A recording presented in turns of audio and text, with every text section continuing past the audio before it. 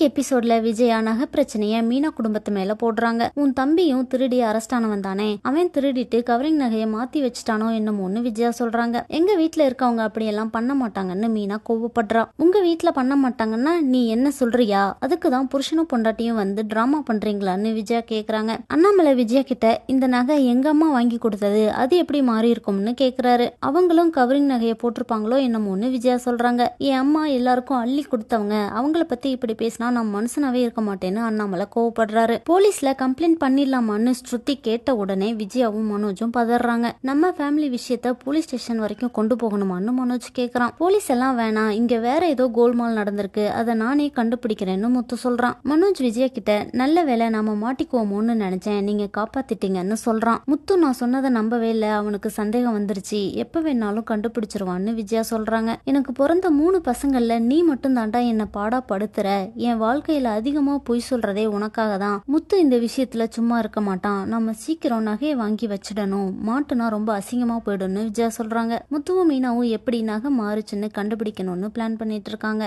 எப்படியும் இந்த நகையெல்லாம் ஏதாவது ஒரு கடையில தான் வாங்கியிருப்பான், அந்த கடையில இருந்து பேசுறோம்னு சொன்னா ஏதாவது உளருவான், அதை வச்சு புடிச்சிடலாம்னு முத்து சொல்றான். மனோஜ் கிட்ட பேசுறதுக்காக ஸ்ருதி கிட்ட ஹெல்ப் கேக்குறாங்க. ஸ்ருதி கிட்ட பிளான சொல்லி கால் பண்ணி மனோஜ் கிட்ட பேச சொல்றாங்க. ஸ்ருதி மனோஜ்க்கு கால் பண்ணி நீங்க எங்க கடையில வளையல் செயின் எல்லாம் வாங்குனீங்க, இப்போ கடையில ஆஃபர் போயிட்டு இருக்குன்னு சொல்றா. மனோஜ் எதுவும் வேண்டான்னு சொன்ன உடனே நீங்க எப்ப வேணாலும் கடைக்கு வரலாம், உங்களுக்கு நாங்க ஆஃபர் கொடுக்கறோம்னு ஸ்ருதி சொல்றா. நீங்க ரீசெண்டா பர்ச்சேஸ் பண்ணது பத்தி உங்க எக்ஸ்பீரியன்ஸ சொல்லுங்கன்னு கேக்குறா. என்ன நடக்க போகுதுன்னு நாளைக்கு எபிசோட்ல பார்க்கலாம்.